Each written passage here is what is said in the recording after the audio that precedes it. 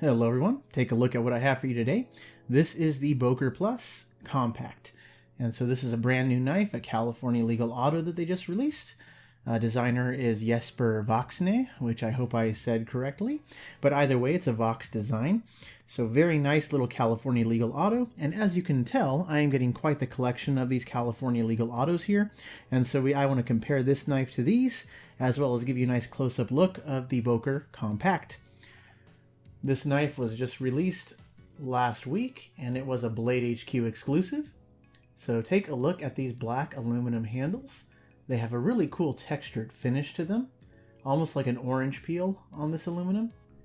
So it looks really nice. Doesn't have a whole lot of grip, but it definitely looks really cool.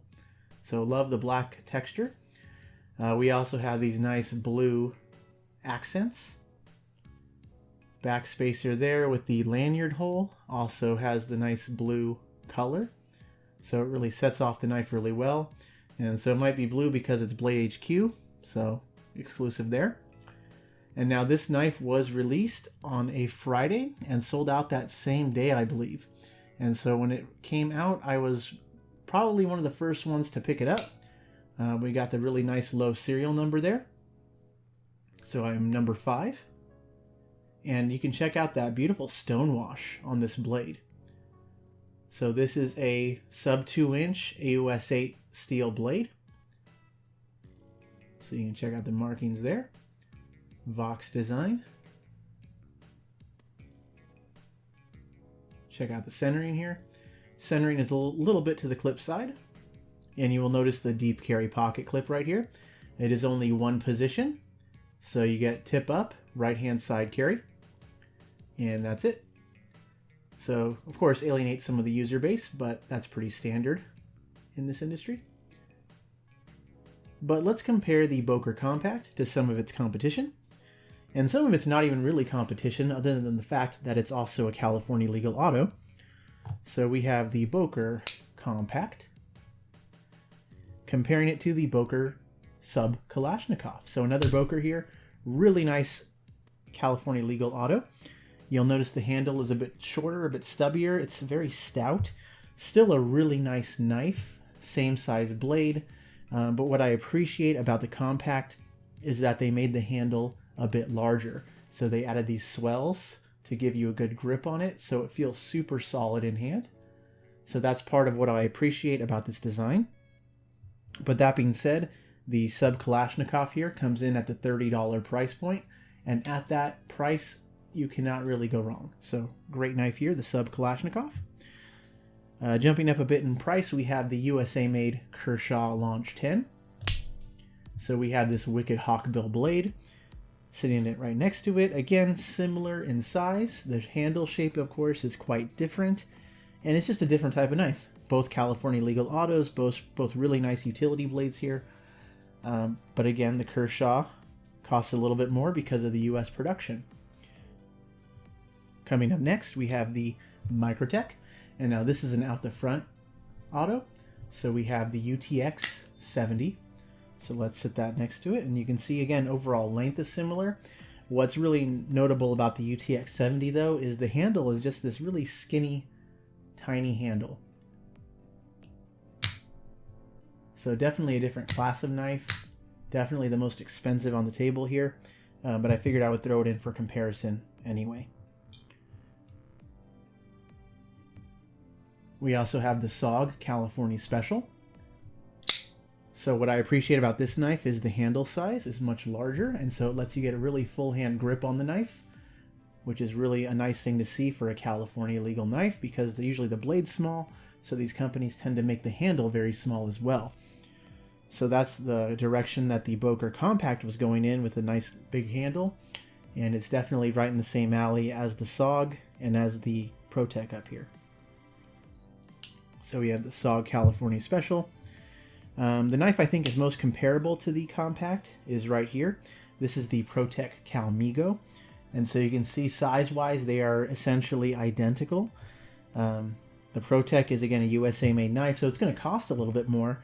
But if that's not quite in your price range, I think the Kompakt is a really nice comparable item. So take a look at these two knives together. Very similar size and shape. Right down to the deep carry pocket clip. I think these two knives are great stablemates. I definitely recommend the ProTech over the Boker. But again, if you can't afford the ProTech, the Boker is still a great knife on its own. And going with one more ProTech here, we have the Half-Breed. So this right here, full-size handle. Again, California legal blade, very classy design. But I do appreciate, again, the full-size handle that lets you actually get a good hold on the knife while you're using it. So I really like that the companies are going with larger handles for some of these knives. So if you could get a ProTech, I definitely recommend it. But I think Boker is shooting for a different type of purchaser here, because this knife, the Boker Kompakt, comes in at about $45. So that's going to be less than half the price of some of these other knives on the table. And I think for the price, it really, does well for its price point. So not all is perfect about the knife, and some of the downsides that I just noticed owning it for a day is that in comparison to the actions on these knives here, the push button auto is a little bit slower. Still very functional, but when you get these knives in your hand, you get kind of a feeling. So when you press that button, the knife blade comes out, but it's just not quite as snappy. The spring action just isn't quite as strong, and you can definitely feel that when you're playing with it. And again, one more thing I noticed is there is some side-to-side play. I did try and tighten it a bit, but again, for this type of knife, I'm always worried if you over-tighten it, then the action will actually get slower. It'll just get too tight and won't open as quickly again. So there's definitely a balance that you got to reach for. And for this knife here, some of the play, I'm just going to leave it as is. It's not totally unbearable. It's just one of those things, if you're very particular about your knives, you might notice it, or you might not. So this knife is advertised as 2.11 ounces. So I just wanted to put it on the scale and see. We are at 2.31. So a little bit overweight compared to the advertised specs. But the overall length is 5.25 inches.